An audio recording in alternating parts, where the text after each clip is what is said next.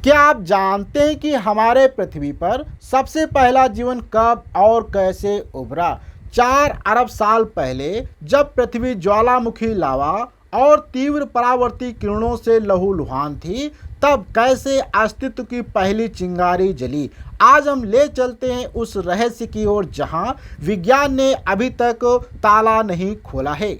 आज के वीडियो में हम बात करने वाले हैं कि प्राचीन पृथ्वी का माहौल कैसा था, जीवन के अणु बिल्डिंग ब्लॉक्स क्या होते हैं, ऑर्बिटल स्ट्राइक क्या होती है, पहला सेल कैसे बना, एनर्जी का स्रोत क्या होता है, डीएनए और आरएनए क्या है, सिम्बोसिस क्या है, बायोमास क्या है, और भी बहुत सारी चीज़ों को आज हम डिटेल से समझने वाले हैं। तो बिना देर किए करते हैं आज का वीडियो स्टार्ट। सबसे पहले हम समझते हैं कि हमारी प्राचीन पृथ्वी का माहौल कैसा था और इसके अंदर क्या क्या रहस्य छिपे हैं। तो यहाँ पे यदि हम बात करें प्राचीन पृथ्वी के माहौल की, तो इसका माहौल कुछ इस प्रकार है, जैसे कि प्रारंभिक पृथ्वी का वातावरण जो है वो मुख्य रूप से अमोनिया, मीथेन और हाइड्रोजन सल्फाइड जैसी गैसों से बना था। इसमें जल वाष्प और नाइट्रोजन की भी अच्छी मात्रा थी, लेकिन मुक्त ऑक्सीजन बेहद कम या नहीं के बराबर थी। अर्थात शुरुआत में जो पृथ्वी थी उसका वातावरण कुछ ऐसा था जहाँ पे अमोनिया, मीथेन, हाइड्रोजन सल्फाइड जैसी गैसें थी और कुछ यहाँ पे नाइट्रोजन गैस जो कि अच्छी मात्रा में वाष्प के रूप में पाई जाती थी, लेकिन यहाँ पे मुक्त रूप में ऑक्सीजन नहीं मिल रही थी। ये बड़ी प्रॉब्लम थी। यह वातावरण संभवतः ज्वालामुखी गतिविधियों से निकलने वाली गैसों से बना था और ये जो वायुमंडल यहाँ पे बना था पृथ्वी का, ये जो है जब पृथ्वी का जन्म हुआ उसके बाद जब वहाँ पे ज्वालामुखी फट रहे थे तो उस समय जो ज्वालामुखी से गैसें निकल रही थी उसके कारण यहाँ पे वातावरण बना था। और बात करें तो उस समय पृथ्वी की सतह बहुत ही ज़्यादा गर्म थी और धीरे धीरे ठंडी होकर ठोस सतह बनना स्टार्ट हो गई।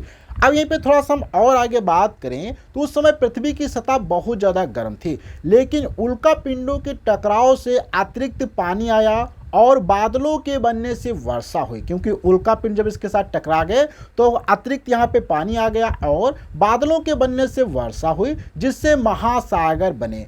फिर बात करें तो यहाँ पे प्रारंभिक वातावरण में ग्रीन हाउस गैसों की अधिकता थी, जिससे सतह पर पानी जमने से बच रहा था। ग्रह के विकास के दौरान, अर्थात यहाँ पे जब ग्रह का विकास हो रहा था तो इसके दौरान जीवाणुओं ने ऑक्सीजन का उत्पादन शुरू किया, जिससे धीरे धीरे वातावरण में ऑक्सीजन की मात्रा बढ़ी और उसे वर्तमान आकार मिल गया। अगर बात करें तो प्रारंभिक पृथ्वी पर ओजोन परत मौजूद नहीं थी, इसलिए पराबैंगनी विकिरण सीधे सतह तक पहुंच जाती थी, जो कि बहुत ही बड़ी प्रॉब्लम थी। अब यहाँ पे हम थोड़ा सा डिटेल से समझते हैं कि किस प्रकार से जीवन बनता है, अर्थात कैसे परमाणु मिलके एक अणु बनाते हैं और धीरे धीरे ये सभी चीज़ें आपस में मिलके एक पूरा शरीर का निर्माण करती हैं। तो ये क्या प्रोसेस है, इसको हम थोड़ा सा यहाँ पे डिटेल से समझते हैं। तो यदि यहाँ पे हम बात करते हैं कि जीवन के क्या सबसे छोटे बिल्डिंग ब्लॉक्स होते हैं, तो सबसे जो छोटे बिल्डिंग ब्लॉक्स होते हैं जिनको हम परमाणु कहते हैं, जो कि जीवन का सबसे छोटा रासायनिक घटक है, जैसे कार्बन, हाइड्रोजन, नाइट्रोजन आदि ये जो परमाणु होते हैं ये सबसे छोटे परमाणु हैं, अर्थात यही हमारे जीवन के आधारशिला हैं। अब यहाँ पे बात करते हैं मॉलिक्यूल्स क्या होते हैं। तो जब बहुत सारे परमाणु या कुछ परमाणु आपस में मिलकर एक अणु बनाते हैं, जैसे कि पानी हो जाता है कार्बन डाइऑक्साइड, तो इस प्रकार से अणुओं का निर्माण होता है जब दो या दो से अधिक परमाणु आपस में मिल जाते हैं। अब यहाँ पे हम बात करते हैं कि जैव अणु क्या होता है, अर्थात बायोमॉलिक्यूल्स।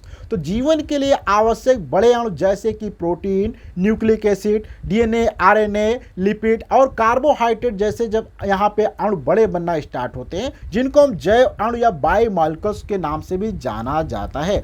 इसके बाद फिर यहाँ पे बनती हैं कोशिकाएं। अब कोशिकाएं कैसे बनती हैं, तो जो हमारे जैव अणु बने थे, अर्थात जैव अणु मिलकर कोशिकाएं बनाते हैं। कोशिका जीवन की सबसे छोटी इकाई होती है और हम सभी जानते हैं कि कोशिकाएं जो होती हैं वो जीवन की सबसे छोटी इकाई होती हैं। अब अगर बात करें टिश्यू की, तो जब समान प्रकार की बहुत सारी कोशिकाएं या समान प्रकार की कोशिकाएं मिलकर ऊतक बनाती हैं जो एक सामान्य कार्य कर सकती हैं। अब जब यहाँ पे एक ऊतक बन गए तो ऊतक के बाद हम बात करते हैं अंग की। तो विभिन्न जब ऊतक मिलकर अंग बनाते हैं, जैसे कि हृदय है, फेफड़े तथा जब बहुत सारे ऊतक आपस में मिलते हैं तो एक अंग का निर्माण होता है, जैसे कि हमारा हृदय हो जाता है, हमारे लीवर, किडनी और भी बहुत सारे हमारे अंग होते हैं। अब बहुत सारे जब अंग प्रणाली आपस में मिलते हैं तो अंग मिलकर प्रणाली बनाते हैं, जैसे पाचन तंत्र, तंत्रिका तंत्र, इस प्रकार से। क्योंकि एक जैसे कि हमारा पाचन तंत्र होता है, इसके अंदर बहुत सारे अंग आते हैं तो ये कि पूरा तंत्र होता है। और जब शरीर की अगर बात करें, जो कि आज के समय हमारा शरीर है, तो ये जो होता है अंग प्रणालियों का समन्वय पूरे जीवधारी शरीर का निर्माण करता था। जब सभी प्रकार के अंग प्रणाली आपस में मिलकर एक जीवन का निर्माण करती हैं, तो यहाँ पे हमने समझा कि तो यहाँ पे जब परमाणु मिलते हैं तो अणु बनते हैं, अणु से यहाँ पे फिर थोड़ा सा बड़े अणु बनते हैं, फिर यहाँ पे जीवद्रव बनता है, फिर यहाँ पे सेल बनती हैं, ऊतक बनते हैं। इस प्रकार से धीरे धीरे चीजों का निर्माण हो जाता है और हमारा शरीर बन जाता है। अब यहाँ पे हम थोड़ा सा समझते हैं कि ऑर्बिटल स्ट्राइक क्या होती है और कैसे हमारे जीवन का निर्माण हुआ। जीवन का निर्माण हमारा सागरों में हुआ या महासागरों में हुआ, कैसे हुआ, इस पर हम थोड़ी सी बात करते हैं। अगर हम बात करें जीवन की, तो जीवन केवल समुद्रों में ही नहीं पनपा था, अर्थात मान के चलते हैं सभी लोग की जीवन समुद्र में हुआ, लेकिन ऐसा नहीं है। गर्म झरने, जहाँ पे बहुत सारे गर्म गर्म पानी के झरने गिर रहे थे, के पास जो गहरी दरारों में भी बना जन्म था। यहाँ जो तापमान लगभग था 350 सेंटीग्रेड तक का होता था, पर कीटनुमा जीव वहाँ सल्फाइड के साथ रसायनोत्सर्मी ऊर्जा से जीते थे और जीवन की एक दूसरी राह बना लेते थे। अर्थात पानी में ही जीवन का उत्पन्न नहीं होता था, बहुत सारे ऐसी दरारें थी जहाँ पे झरने गिरते थे गर्म पानी के साथ में, वहाँ पर भी छोटे छोटे जीव का जन्म होना स्टार्ट हुआ था। अब यहाँ पे हम बात करते हैं कि जो सबसे पहली सेल है वो कौन सी सेल है, उसका नाम प्रोकैरियोट्स क्यों है, इसका कैसे उदय हुआ, इस पे हम बात करते हैं। तो बात किया जाए अगर प्रोकैरियोटिक कोशिकाओं की, तो ये सबसे सरल और सबसे पुरानी जीवित कोशिकाएं हैं। इनमें कोई स्पष्ट केंद्रक या झिल्ली से घिरे कोशिकांग नहीं होते थे। इनके अंदर आनुवांशिकी पदार्थ जैसे कि डीएनए कोशिका द्रव्य में मुक्त रूप से पाया जाते थे। प्रोकैरियोटिक्स में मुख्य रूप से बैक्टीरिया और आर्किया आते थे। वे एक कोश की जीव होते थे और पृथ्वी पर जीवन के सबसे शुरुआती रूप में माने जाते थे। यदि बात किया जाए प्रोकैरियोटिक सेल की, तो ये डीएनए, आरएनए, रसायन, राइबोसोम, प्रोटीन बिना न्यूक्लियस के मगर पूरे जीवन की नींव बनाते थे। अब यहाँ पे हम थोड़ा सा बात करते हैं कि एनर्जी का क्या स्रोत होता है, किसकी सहायता से हमारे कोशिकाओं को या किसी भी जीव को एनर्जी मिलती है। तो यहाँ पे अगर हम बात करते हैं एनर्जी स्रोत की, जैसे कि राइबोप्रोटीन है और माइटोकॉन्ड्रिया। अगर एनर्जी का स्रोत की बात किया जाए तो राइबोप्रोटीन या जिसको हम राइबोसोम भी कहते हैं, तो राइबोप्रोटीन विशेषकर राइबोसोम कोशिकाओं में प्रोटीन संश्लेषण का मुख्य स्थल होते हैं। ये राइबोसोमल आरएनए और प्रोटीन से बने होते हैं तथा सभी जीवित कोशिकाओं में अर्थात प्रोकैरियोटिक व यूकैरियोटिक में पाए जाते हैं। यद्यपि राइबोसोम सीधे ऊर्जा उत्पन्न नहीं करते हैं, लेकिन ये ऊर्जा उपयोगी प्रक्रियाओं के लिए आवश्यक प्रोटीन बनाते हैं जो कोशिका की जीव क्रियाओं के लिए ऊर्जा प्रदान करते हैं। अब यहाँ पे हम थोड़ा सा बात करते हैं माइटोकॉन्ड्रिया के विषय में, क्योंकि आपने माइटोकॉन्ड्रिया के विषय में बहुत सारी जानकारी सुनी होगी। तो यहाँ पे हम देखते हैं क्या इसके महत्वपूर्ण रहस्य हैं। तो अगर बात किया जाए माइटोकॉन्ड्रिया की, तो माइटोकॉन्ड्रिया कोशिका का ऊर्जा घर माना जाता है, क्योंकि यह एडेनोसिल ट्रांसफॉस्फेट अर्थात एटीपी के उत्पादन के लिए जिम्मेदार होता है, जो कोशिकाओं की मुख्य मुद्रा है, अर्थात जहां से मुख्य रूप से ऊर्जा उत्पन्न होती है कोशिकाओं के लिए। ये कोशिकाओं के भीतर स्थित डबल झिल्लीदार संरचनाएं होती हैं, जहां भोजन के अणुओं से ऊर्जा निकलने की प्रक्रिया शुरू होती है। यदि बात किया जाए माइटोकॉन्ड्रिया, तो ग्लूकोज और ऑक्सीजन का उपयोग करके ऊर्जा उत्पन्न करते हैं, जिसे ऑक्सीडेटिव फास्फोराइलेशन कहा जाता है। एटीपी को कोशिका की विभिन्न क्रियाओं जैसे प्रोटीन संश्लेषण, कोशिका विभाजन और अन्य कार्यों के लिए ऊर्जा स्रोत के रूप में उपयोग किया जाता है। अब यहाँ पे हम थोड़ा सा बात करते हैं कि डीएनए और आरएनए क्या है, इसका मतलब क्या है और कैसे ये हमारे शरीर की जानकारी को दूसरों के अंदर ट्रांसफर करते हैं। तो बात किया जाएगा डीएनए और आरएनए वर्ल्ड थ्योरी की, तो यह सिद्धांत जीवन की उत्पत्ति से जुड़ा एक वैज्ञानिक मॉडल है जो यह बताता है कि पृथ्वी पर जीवन की शुरुआत सबसे पहले आरएनए अणुओं से हुई थी, ना कि डीएनए से। आरएनए वर्ल्ड थ्योरी की मुख्य अगर बातें करें तो आरएनए अणु जो है जीवन के शुरुआती चरण में एकमात्र जैविक अणु थे जो आनुवांशिक जानकारी संग्रहित और प्रतिलिपि कर सकते थे। आरएनए न केवल आनुवांशिक सूचना को ले जा सकता था बल्कि यह अपने आप को दोहरा सकता था और जैव रासायनिक अभिक्रियाओं को उत्प्रेरित भी कर सकता था, जैसे कि राइबोसोम के रूप में। बाद में आरएनए से डीएनए और प्रोटीन का विकास हुआ जो अधिक स्थिर और जटिल जीवन रूपों का आधार बने। यह थ्योरी बताती है कि जीवन की शुरुआत में आरएनए ने मुख्य भूमिका निभाई, जिसे बाद में डीएनए और प्रोटीन ने स्थान ले लिया। अब यहाँ पे बात करते हैं डीएनए और आरएनए की क्या भूमिका है। तो आरएनए को जीवन के आरंभिक अणु के रूप में माना जाता है क्योंकि यह दोनों गुणों सूचना संग्रहण और उत्प्रेरक के रूप में पूरा करता है।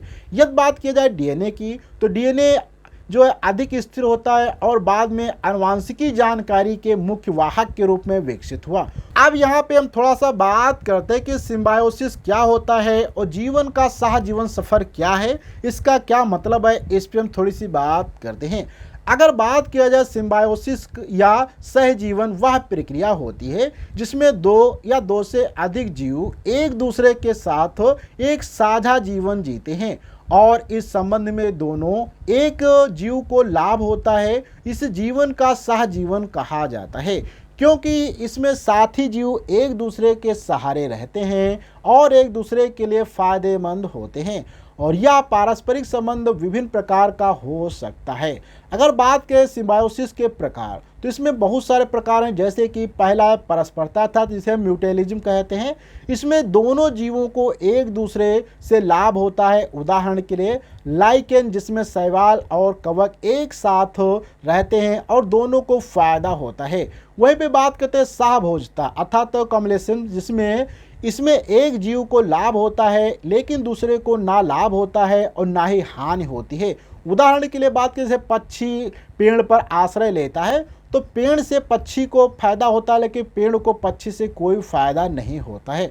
वहीं पे बात करते हैं परजीव का, इसमें एक जीव को लाभ होता है और दूसरे को हानि होती है। उदाहरण के लिए पीड़ा देने वाले परजीवी, जैसे कि मच्छर हमारे शरीर में काटते हैं तो मच्छर को फायदा होता है लेकिन हमें नुकसान होता है। तो इस प्रकार के बहुत सारे और भी परजीवी होते हैं।